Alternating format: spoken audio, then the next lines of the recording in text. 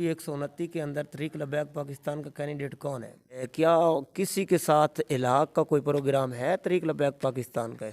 PTI का मंशूर है कि हम तब्दीली लेके आएंगे करके आ जाते हैं, कभी शेयर के टिकट के, कभी मतलब बल्ले के टिकट के ऊपर, और कभी साइकिल के टिकट के ऊपर, तो कभी तीर के टिकट के ऊपर। जब पीटीआई की हुकूमत थी आप धरने भी दे रहे थे, उनकी हुकूमत आई है तो आप खामोश होकर बैठ गए हैं। फिर हम सबसे पहले तहरीक लब्बैक को छोड़ने वाले होंगे।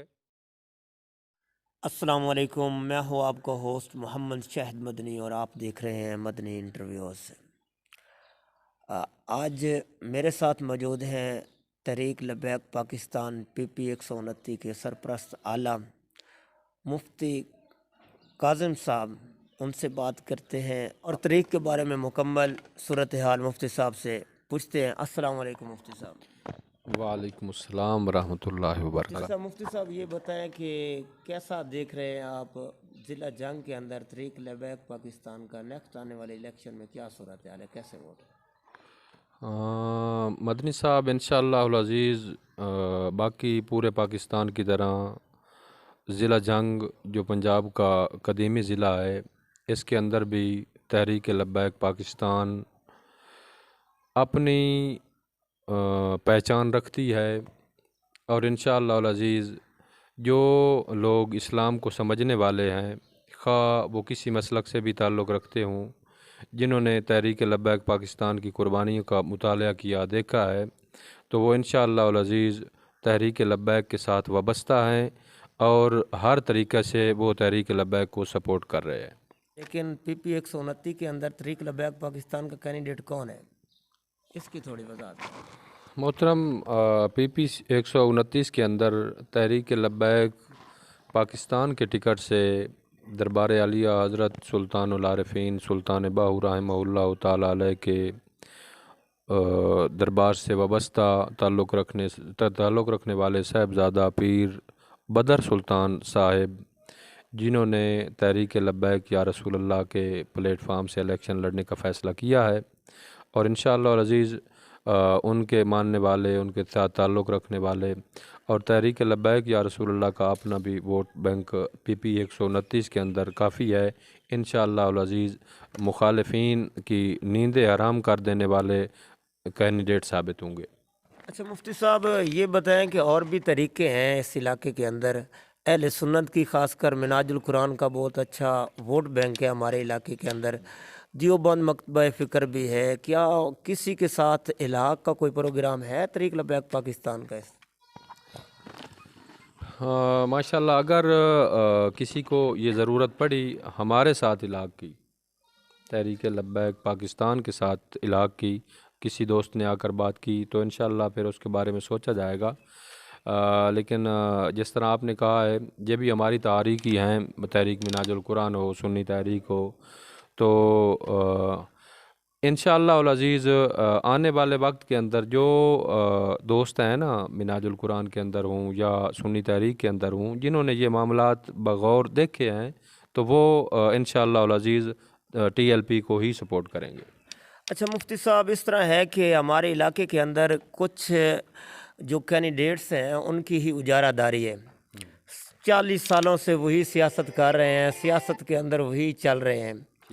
पीटीआई का मंशूर है कि हम तब्दीली लेके आएंगे, लेकिन पीटीआई ने टिकट फिर भी उन्हीं लोगों को दी है जो 40 साल से इधर ही हैं और इन्होंने कोई काम नहीं किया। आप क्या पीटीआई की टिकट पे उन्हीं कैंडिडेट्स को कोई तब्दीली लेकर आते इस हलका के अंदर देख रहे हैं? ये बात तो अहबाब को बखूबी जो साहिब समझ हैं, साहिब सरवत हैं, वो इस बात को समझते हैं कि सिर्फ नाम तब्दील करने के साथ इंसान की शख्सियत तो तब्दील नहीं हो जाती ना। किसी चीज़ का मसलन बंदा नाम तब्दील कर देता है, तो ये तो नहीं है कि किसी का बाबरकत नाम रख देने से उसके करतूत भी तब्दील हो जाएंगे। उनका इनको मतलब टिकट देना और फिर कहना कि हम तब्दीली लाएंगे मुल्क के अंदर हम ऐसा निज़ाम लाएंगे जिसके अंदर हर इंसान को उसके हकूक़ मिलेंगे, ये तो ऐसे ही मालूम होता है जिस तरह कोई किसी के साथ मजाक कर रहा हो। यानी वही बंदे जो पाकिस्तान बनने के वक़्त बाद से लेकर आज तक ہمارے اوپر مسلط ہیں، علاقے کی ہر بندے کے سامنے ہے. یہ لوگ جو ووٹ دینے والے ہیں ان کو معلوم ہے کہ ہمارے علاقے کے اندر کام کیا ہوا ہے.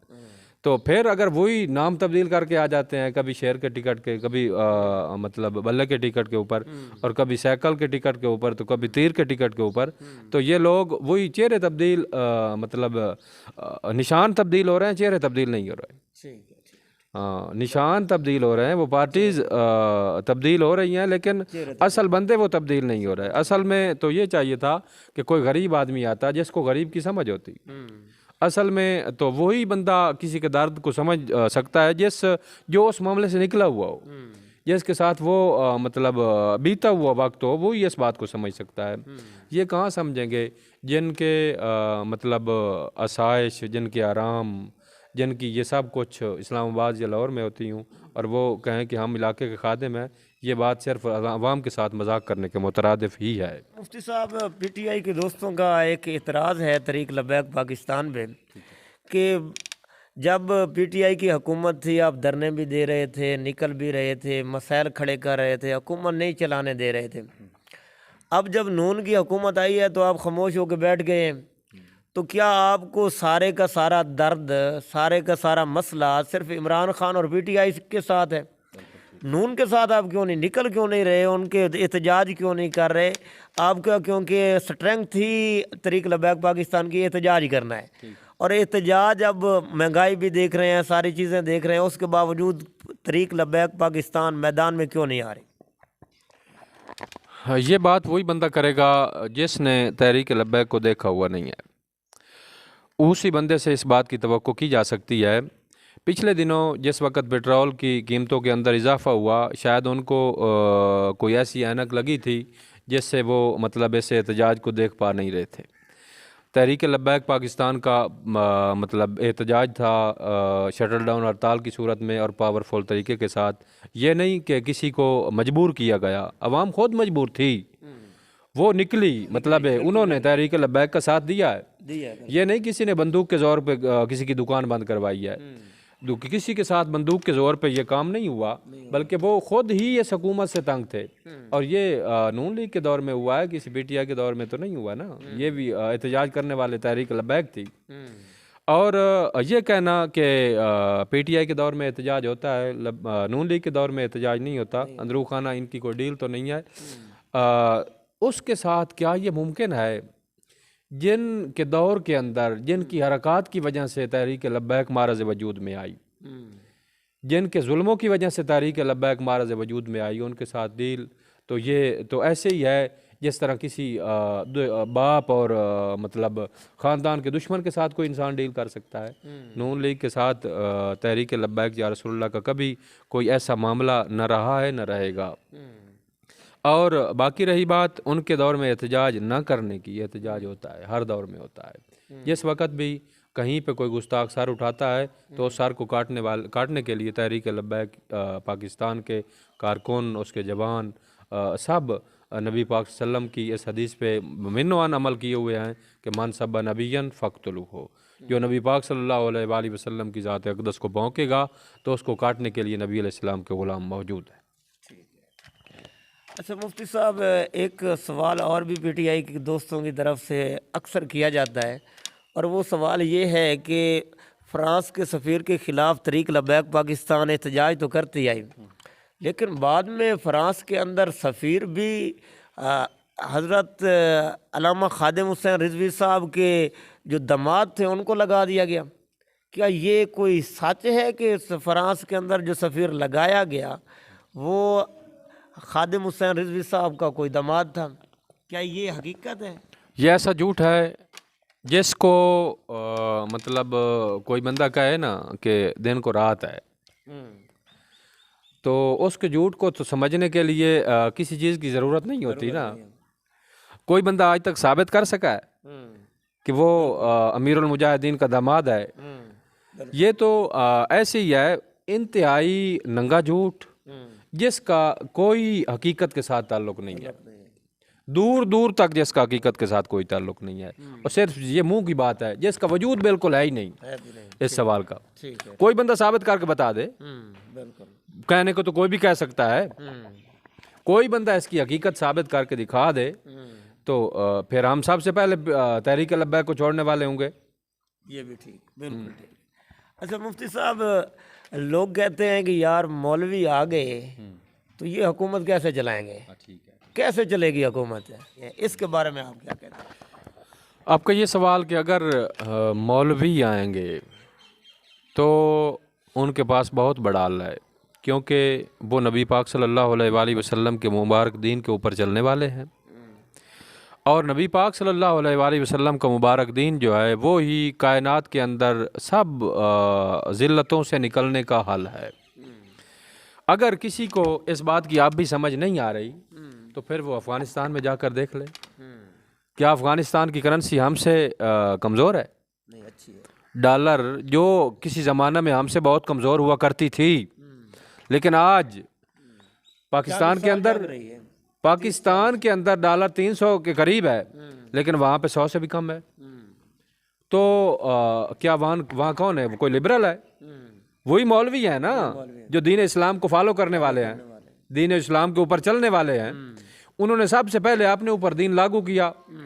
اور یہ مہنگائی اصل وجہ اس کی یہ ہے, یہ ان کے اپنے خرچے جو ہیں, ان کی اپنی بدماشیاں جو ہیں, یہ سب پیسہ جو باہر سے آتا ہے, جہاں سے یہ قرضے حاصل کرتے ہیں, وہ سب کچھ اپنی ذات کے اوپر خرچ کرتے ہیں. یہی دیکھ لیں, یہ غالباً 64 ارب ڈالر جو سبسڈی کے اوپر لگایا جا رہا ہے آٹے کی صورت میں. بتاؤ, یہ 64 ارب ڈالر صرف مخلوق خدا کو ذلیل کرنے کے لیے لگایا جا رہا ہے. صرف مخلوق خدا کو ان لوگوں نے اسی بات پہ لگایا ہوا ہے, یہ بھیک مانگتے پھریں. بھائی طریقہ بھی تو ہو سکتا تھا, کوئی اور طریقہ کوئی نہیں تھا. ان کو آٹا دینے کا 1000 طریقے تھے. کیا یہی لین لگانا تھا؟ اور جس کے اندر عورتیں ذلیل ہو رہی ہیں, مرد ذلیل ہو رہے ہیں, اور یہ تو اسی کے مترادف ہے کہ کسی کو انسان دے رہا ہو اور اس کی بےزتی کر کے دے رہا ہو. اگر یہی قرض لے کے یا یہی چیز کسی کو مطلب سہولت دینی تھی تو اس کے اور طریقے تھوڑے تھے. اس کے دروازے پہ ان کے پاس مشینری تھوڑی ہے, ہر کسی کے اس کا نام درج ہے, اس کے دروازے پہ بھی تو پہنچایا جا سکتا ہے. ان کے پاس یہی لائن لگانے والا کہ موبائل اکاؤنٹ میں آ سکتے ہیں پیسے, اگر دینا چاہیں تو. ہاں, دینا چاہیں تو موبائل میں اکاؤنٹ میں پیسے آ سکتے ہیں. وہی آٹا جو ملوں سے وہ خرید کر رہے ہیں تو وہی ان کے اکاؤنٹ کے اندر پیسے بھیج دیں, تو وہ نکلوا کر اپنا عزت کے ساتھ کسی دکان سے آٹا لے کر اپنے بچوں کا پیٹ پال سکتے ہیں. یہ کون سا طریقہ ہے کہ صبح مطلب اٹھتے ہیں کہ ہم نے آج آٹا لینے جانا ہے, وہ جو 500-700 والا مزدور ہے وہ 500-700 کی دیہاڑی ضائع کرتا ہے, شام تک اسے پھر بھی وہی آٹا نہیں ملتا. اس کے ساتھ ہی نیکسٹ ویڈیو کے ساتھ ملتے ہیں. دعاؤں میں یاد رکھیے گا. خدا حافظ.